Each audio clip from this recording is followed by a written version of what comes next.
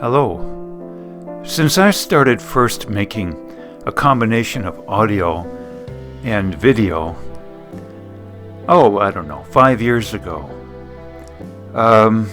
things have, I think, progressed forward, both in ideas and quality of how I put them out there. You know, the audio quality, video quality, what have you. Equipment, software, computers, the whole 9 yards, and the location done in.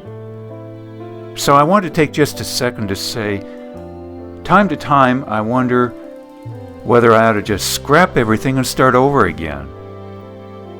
Or whether it's not an all or nothing thing. And that, ironically, I guess when you create something, it's often because you are trying to clarify something on your plate right now, or struggling with something right now that later doesn't need such clarifying or isn't a struggle anymore. And to then replicate what I created 2, 3, 5 years ago might be impossible, let alone losing the spontaneity, so to speak. There are creators also far more advanced than me who have said they prefer leaving the so-called typos or what have you in. And then they just go on to the next project and the next project. So I thought I'd just put together this little talk here really quick to say that I've questioned whether or not to continue keeping the contents on this channel or just to jettison them. But I think life, of course, we all realize is not an all or nothing thing. And so we have to take what we like and put the rest, I think, on the back burner.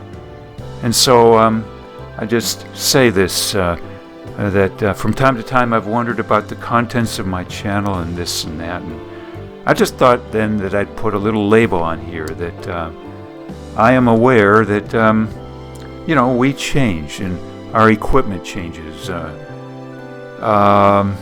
and we all have to decide, of course, at what point in time maybe things have changed so much that maybe we need to totally retool things versus it being a matter more of typos and cosmetics, such and such.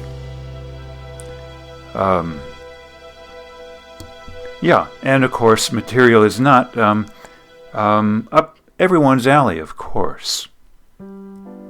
I just mentioned that then, and so it also comes to mind Studs Terkel, once a lawyer, I guess always a lawyer in a sense, but he moved on to doing audio work also, recording people in Chicago for many years. And if we listen to some of his recordings, some of it done in vehicles, like taxi cabs or whatever, with reel-to-reel tape recorders even, some might say, oh, that just doesn't sound up to snuff by today's standards. And we wonder then, well, should he have just scrapped it all, or future generations just taken it and jettisoned all the material? Or does it have some great stuff nonetheless?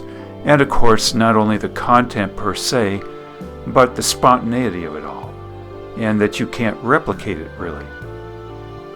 I just bring that up then because I've had one of his books or more sitting on my shelf for years or decades, and I finally got the audiobook version, and I said to myself, despite the flaws, I really like a lot of the stuff here.